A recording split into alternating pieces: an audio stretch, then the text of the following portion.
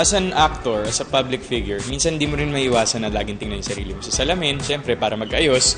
Pero hindi naman ako to the point na yung 5 oras sa CR, lahat ng salamin na titingnan, mag-ayos ng buhok. Hindi naman, wala naman ako sa level. Wala akong masyadong selfie sa Instagram, pero mahilig akong tumingin sa salamin.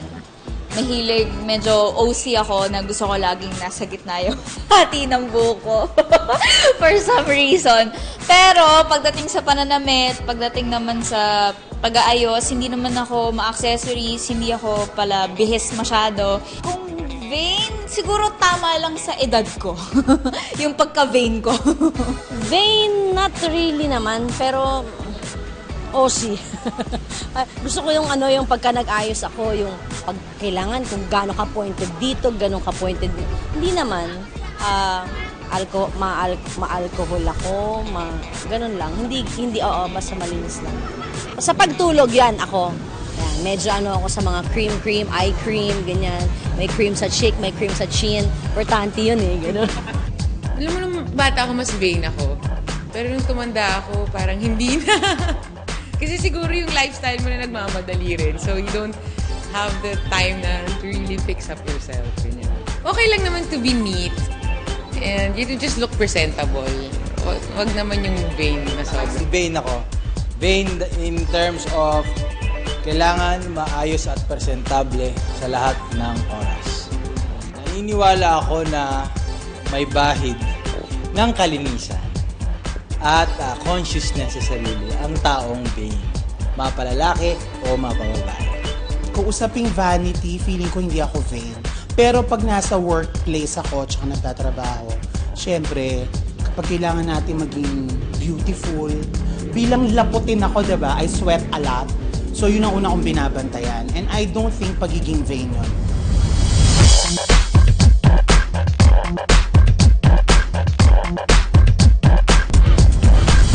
Hoy, BFF, I have a question. Huwag ka magugulat, ha? Kung tatanungin ko to sa'yo, balidosa ka ba?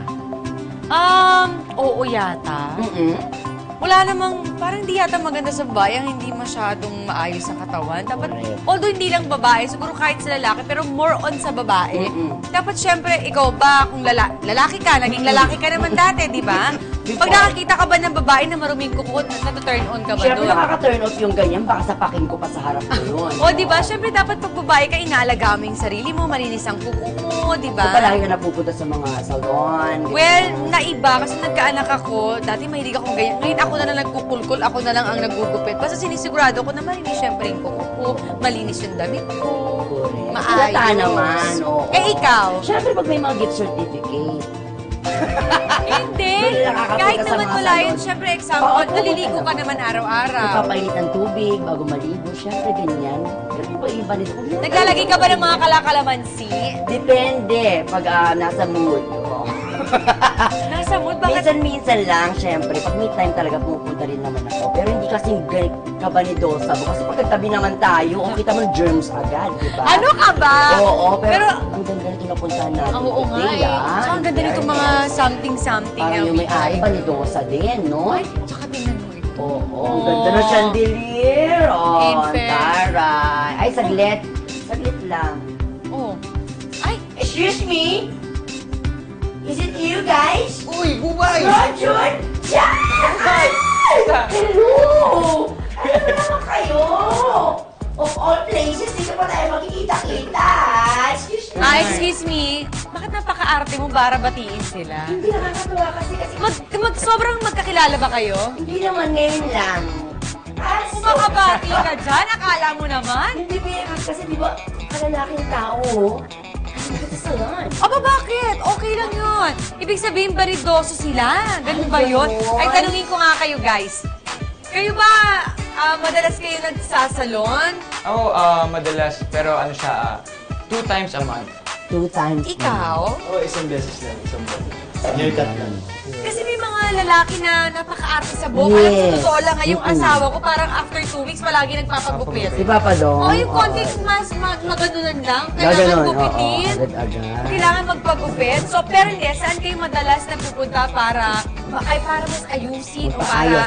Oo. Nag-gym ba kayo? Si Jack daw ngayon, mahilig daw mag-sit-ups, kaya madami siyang abs ngayon. Oo. Talagang ano siya, masipag. Pakicheck. Paki-check ko daw kasi pinapalo ko sa Instagram si Jack Roberto, mga kaibigan. Grabe talaga. Not 5, not 6, not 7, but 7 abs. Tingnan ko.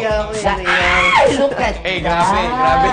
1, bilangin natin. 1, 2, 3, 4, 5, 6, 7, 8. 8 abs. Naku, pahingin kanin. Grabe, abs mo, Jack, ha? Iba. So ano yan, kinondisyon niyo ba yung sarili niyo na kailangan, ay may abs ako? Ano bang dating para sa inyo ng lalaking may abs? Sa akin kasi madalas ngayon yung mga guestings, puro naka-topless eh. So kailangan kong palabasin yung abs, sayang sa gusto. Sayang sa gusto mo. So okay, pupunta kailangan. Pero hindi, anong benepisyo ang nakukuha mo sa sarili mo? Anong naidudulot niyan sa'yo? Siyempre nakakadagdag ng confidence. Parang achievement. Oo, parang pag nakikita mo yung sarili mong okay sa salamin, parang paglabas mo, parang ganda ng araw mo, ganun. Iba rin talaga parang iba yung self-confidence mo. Siyempre, pagising mo sa umaga, may ligo ka, makita mo, wow, may abs Diba na natin pala mo ako. sa point na nananalamin kayo, nagpapakit kayo, parang Kinakausap niyo yung mga check-check sarili niyo niyo. ba? Pag ako lang mag-isa, ginagawa ko. Pero ito ang question, sa mga girls ba okay sa inyo na vain ang mga babae? Ayun. Tingin ko normal sa babae. Oo, Normal sa babae kasi siyempre gusto nila lagi silang beautiful sa mata ng nagpapaayos. tao, sa boyfriend nila, sa kahit sino. Gusto nila maganda sila Oo, lagi. pero wag naman yung masyadong OA na bawat minuto nakatingin sa salamin. Medyo Iba nakaka-off na din yun. yung gano'n, na parang obsessed sa sarili. Correct. Ay, wala, di ka papasa.